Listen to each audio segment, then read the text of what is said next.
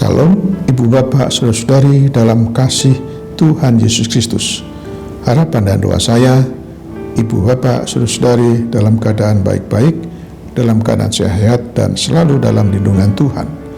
Namun apabila kondisi kesehatannya terganggu dengan berbagai macam penyakit atau sedang menghadapi berbagai macam pergumulan hidup, tetaplah bersabar menghadapinya sambil berharap, berdoa dan berserah kepada Tuhan yang Maha Kuasa dan yang berdaulat atas kehidupan kita ini. Puji syukur kepada Tuhan, saat ini kita berjumpa kembali dengan saya MBS melalui program pesan suara 5 menit via YouTube hari ini yang ke-89. Renungan kita hari ini dari 1 Timotius 4 ayat 10 sampai dengan 16 yang berkata demikian. Ya, kita berjerih payah dan berjuang karena kita menaruh pengharapan kita kepada Allah yang hidup, Juru Selamat semua manusia, terutama mereka yang percaya. Beritakanlah dan ajarkanlah semuanya itu. Jangan seorang pun menganggap engkau rendah karena engkau muda. Jadilah teladan bagi orang-orang percaya dalam perkataanmu, dalam tingkah lakumu, dalam kasihmu, dalam kesetiaanmu, dan dalam kesucianmu. Sementara itu, sampai aku datang, bertekunlah dalam membaca kitab-kitab suci, dalam membangun dan dalam mengajar.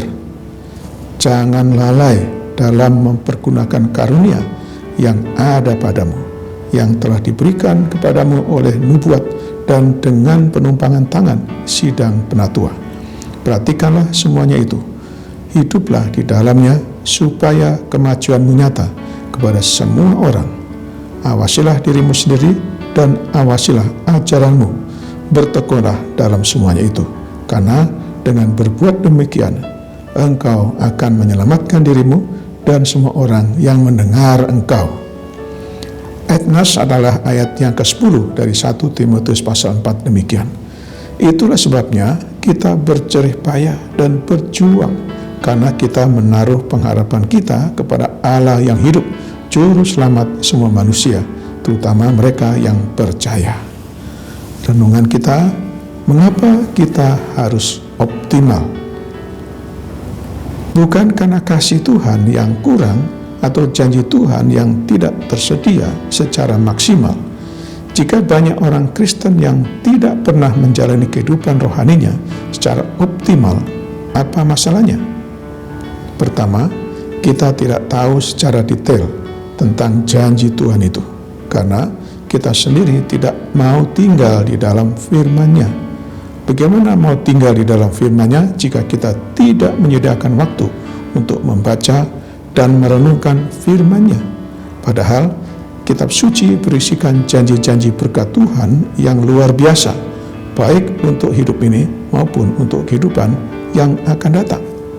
Tuhan Yesus berkata dalam Yohanes 15 ayat yang ke-7, jika kamu tinggal di dalam aku dan firman-Ku tinggal di dalam kamu, mintalah apa saja yang kamu kehendaki dan kamu akan menerimanya.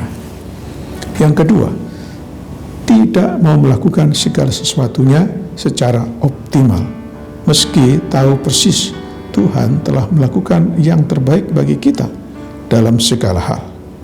Nasihat Rasul Paulus dalam 1 Korintus 15 ayat yang ke-58 demikian, giatlah selalu dalam pekerjaan Tuhan, sebab kamu tahu bahwa dalam persekutuan dengan Tuhan, jerih payahmu tidak sia-sia. Jadi, semua sangat tergantung pada respon kita terhadap apa yang sudah Tuhan perbuat bagi kita. Petani tidak akan pernah menuai hasil panen secara maksimal bila tidak terlebih dahulu bekerja keras, mengolah tanah pertaniannya, dan juga menabur benih.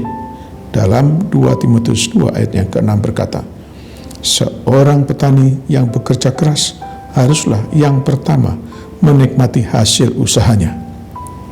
Demikian pula seorang atlet tanpa mau berlatih keras mustahil meraih kemenangan di setiap laga yang diikutinya.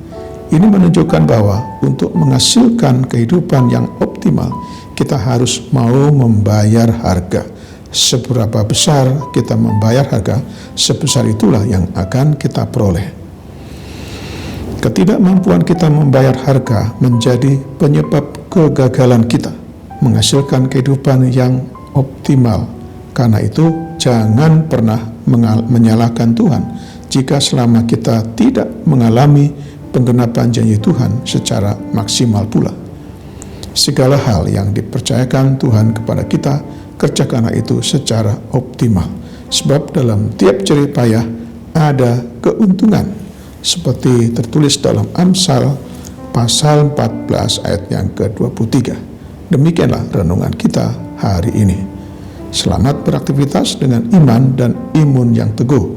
Tuhan Yesus Kristus menyertai dan memberkati kita selalu.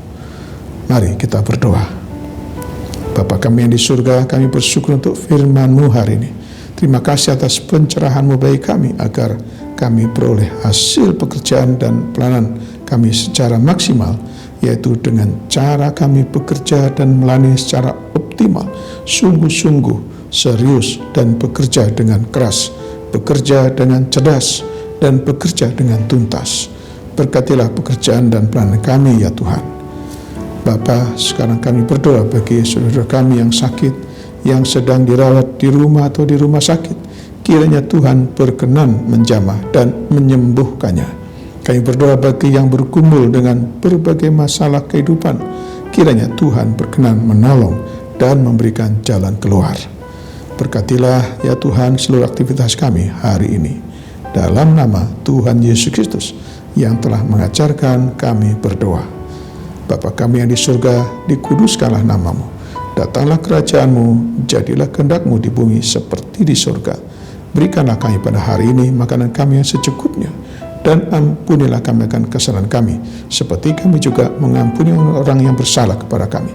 Dan janganlah membawa kami ke dalam pencobaan, tetapi lepaskanlah kami daripada yang jahat. Karena Engkau-lah yang punya kerajaan dan kuasa dan kemuliaan sampai selama-lamanya. Sekarang terimalah berkat dari Tuhan. Tuhan memberkati engkau dan melindungi engkau. Tuhan menyinari engkau dengan wajah-Nya dan memberi engkau kasih karunia. Tuhan menghadapkan wajah-Nya kepadamu dan memberi engkau damai sejahtera. Berkat anugerah dari Bapa Surgawi, cita kasih karunia Tuhan Yesus Kristus dalam persekutuan dan penghiburan dari Roh Kudus menyertai kita semua dari saat ini sampai selama-lamanya. Amin. Sampai jumpa.